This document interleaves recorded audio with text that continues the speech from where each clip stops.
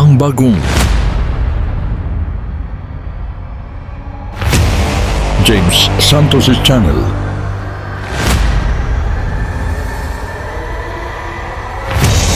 Bagong tema, bagong boses,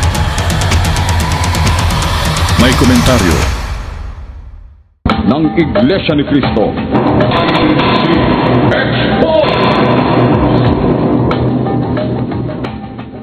Ang mapapanood ninyo ay ang programa ni Romy Espanyol na INCM Exposed. Halina at atin ng panoorin.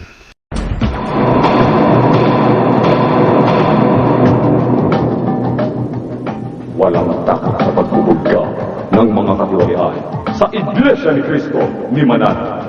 Makatotohanan ang paglalahad ng mga maling aral ng relihiyong ito. Mga aral sa loob ng Iglesia ni Cristo ni Manalo na wala sa Biblia, manapa laban sa Biblia. Na sila lang ang may karapatan, sila lang ang may karapatang manalangin, humingi at bigyan. Yan ay isang malaking kasinungalingan. Mahal namin kayo, hindi lang ninyo kami naunawa. Humanda kayo!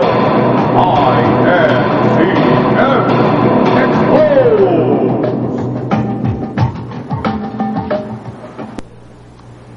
Sa bahagi po ng aming pagbubunyag sa gabing ito, ay gusto po naming ipaalala sa inyo na sa marami pong pagkakataon ay napatunayan po namin sa inyo na itong mga tagapagturo ng Iglesia ni Cristo ni Manalo ay gumagamit po ng iba't ibang taktika, mga kaparaanan sa kanilang pagtuturo para po sila'y makaakit ng tao.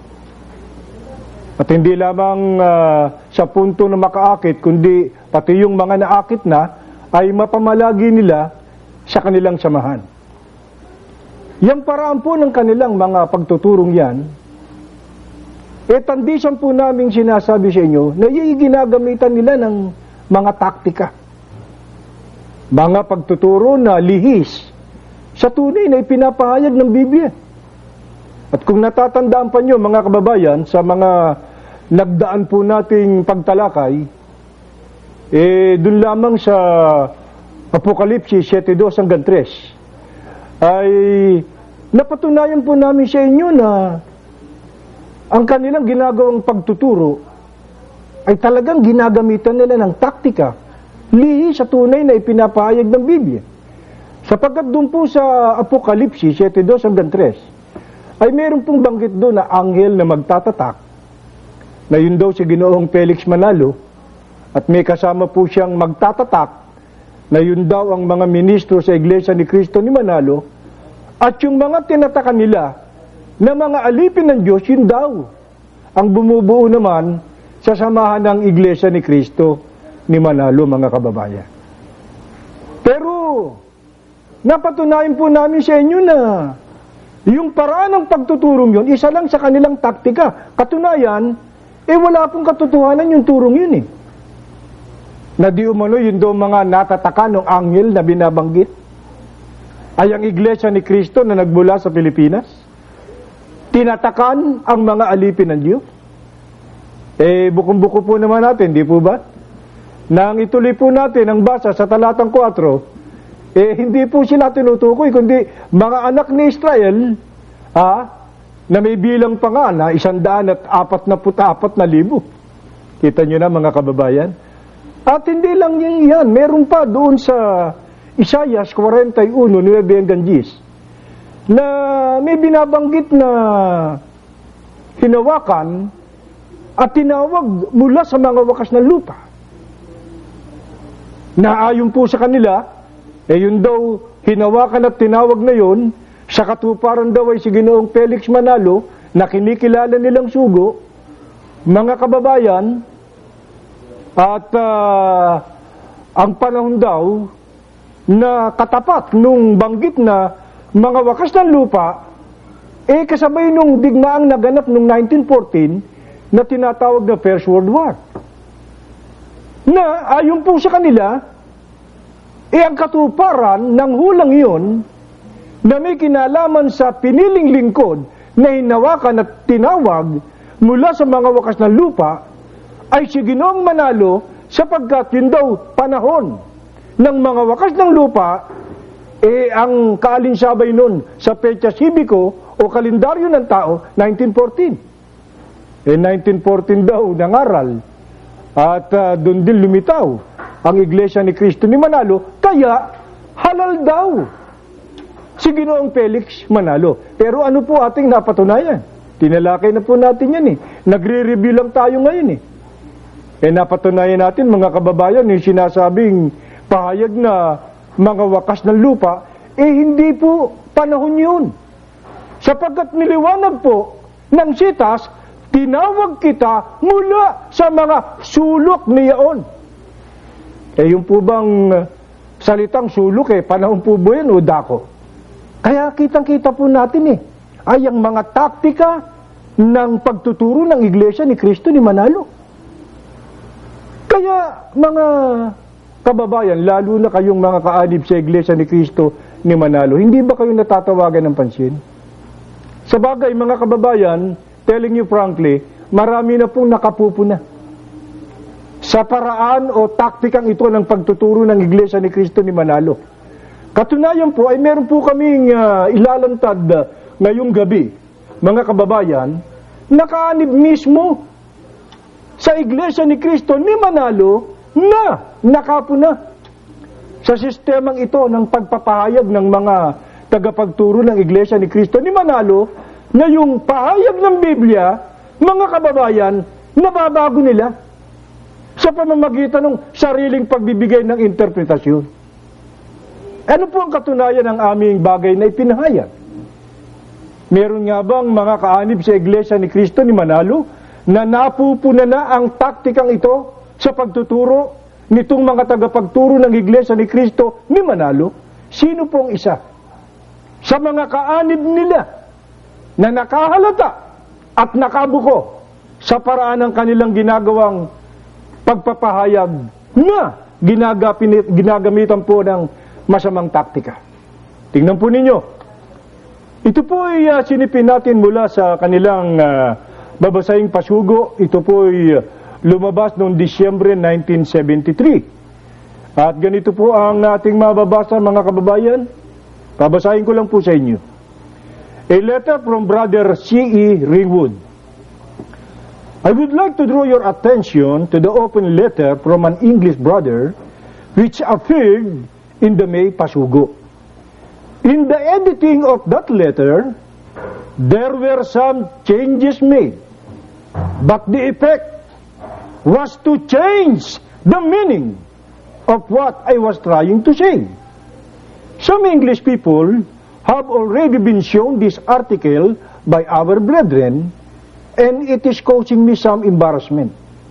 They have detected the impossibility of what is written. It is so difficult to counter changes of falsehood, and therefore, I wonder if a correction could be published. It was quite wrong to say that I sold my house in Norwich to go to San Francisco. This is impossible unless you are very rich. I did not enter hospital twice. Some of the word chosen to replace what I wrote suggests very strongly that it is not the work of an English brother. Some are Americans. These people are both intelligent and influential, and care must be taken to ensure this does not happen again, for it will damage the image of the Iglesia ni Cristo. When my constant flow of mail lessons, I will try and give more material which can be used in Pasugo if it is found to be suitable. Your brother in Christ, Colin E. Ringwood. Meron po bang nakahalata na sa taktikang ito ng mga ginagawang pagpapahayag ng mga tagapagturo ng Iglesia ni Cristo ni Manalo na binabago ang tunay na pahayag, hindi lamang sa Biblia, kundi maging sa ipinapahayag ng kanilang mga kaanib? Opo, napuna na yan. ang nakapuna po yung isang banyaga nilang kapatid na si Colin Ringwood, mga kababayan, na ayon po sa kanya,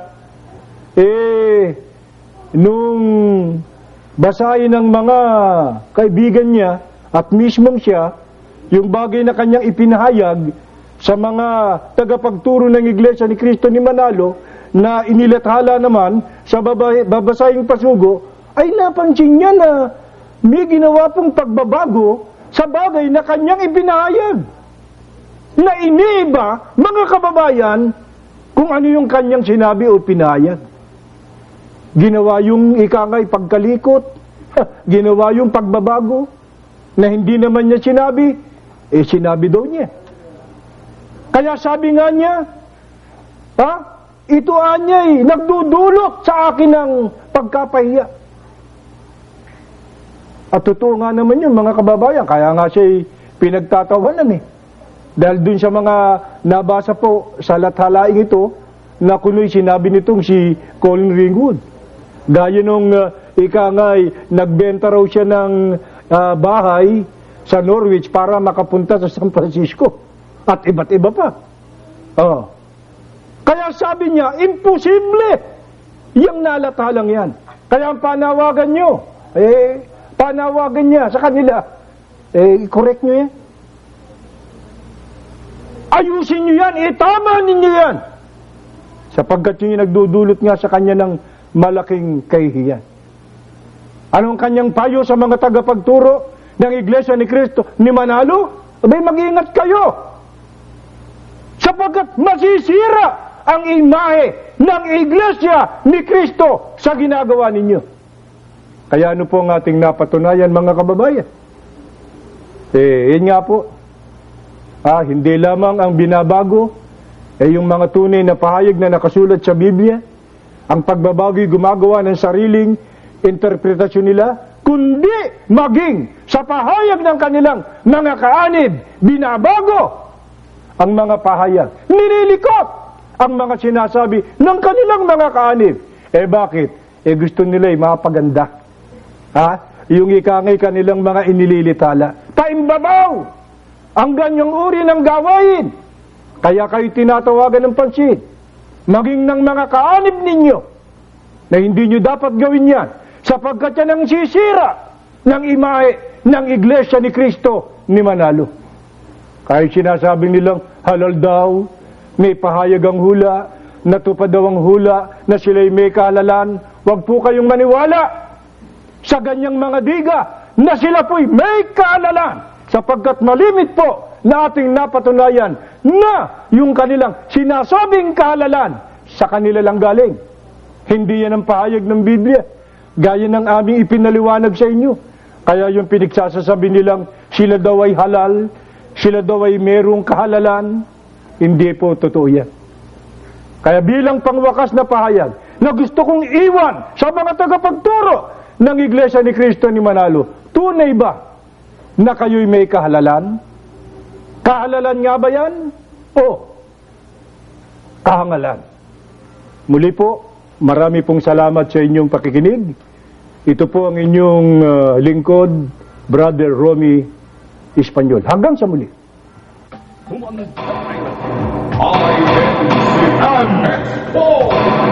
Bibigyan natin ng komento ang napanood nating video. Ito ay malayang komento lamang at hindi upang magmarunong. Ang bibigyan natin ng komento ay tungkol sa mga paepekto ng mga sekta sa relihiyon. Gumagamit sila ng mga talata na nagpapatunay na sila ang tunay na iglesia dahil may kahalalan ang kanilang tagapangaral. Gaya ng sugo ng Diyos, man of God, propeta daw, sila at apostol. May maliwanag na pattern ang kanilang relihiyosong grupo na itinataas ang kanilang leader, lalo na kapag gumagamit sila ng piling talata mula sa Biblia para patunayan ang kanilang otoridad. Isa na dyan ang Iglesia ni Cristo ni Manalo. Sa ganitong grupo, karaniwang ipinapakita ang leader bilang may tanging kapahayagan o misyon na parang siya lang ang tunay na may tamang unawa sa banal na kasulatan. Pumipili sila ng mga talata na tila tumutukoy sa isang sugo o hinirang at inaangkop ito sa kanilang leader kahit hindi iyon ang orihinal na konteksto. Kinukuha lang ang bahagi ng talata sa Biblia na pabor sa kanilang paliwanag habang iniiwan ang kabuuang konteksto. Binibigyan ng bagong kahulugan ang mga talata para umangkop sa kanilang lider. Sinasabi na ang lider ay may espesyal na karapatan mula sa Diyos kaya hindi dapat questionin. Ipinaparamdam sa miyembro na ang pagtanggi sa lider ay katumbas ng pagtanggi sa Diyos. Dahil dito, nagiging matibay ang paniniwala ng mga miyembro kahit kulang sa malawak o balanseng pagsusuri ng kasulatan. Sa halip na bukas na pag-aaral, nagiging sarado ang interpretasyon, nakasentro lamang sa iisang tao o grupo.